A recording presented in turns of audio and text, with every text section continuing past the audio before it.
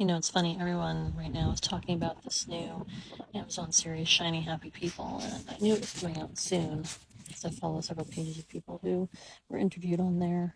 Um, and I've had a few people say, oh, you gotta go watch it because it's so relevant and, it's really gonna help.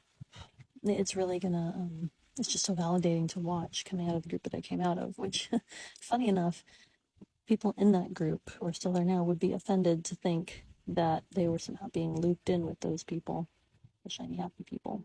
But the truth of the matter is there are so many doctrines that are taught in the group I was once a part of that shiny happy people, that the fundamentalist group teach as well, and they use many of the same resources. Um, but the Plymouth Brethren group I came out of would have been very, very upset to be associated with the Duggar family or with Bill Gothard and his teachings and things like that, even though they use many of the same imagery, many of the same teachings, many of the same phrases. And so it's interesting to me because so many people in churches say things like, well, this isn't all of Christianity. And I've also heard too that this new series is it kind of gives a negative look at homeschooling. And I've met the crazy homeschoolers. I mean, we homeschool. But one of the things that made it so hard to find a homeschool group and a homeschool co-op and other homeschooling parents is that there are a lot of crazy homeschoolers out there.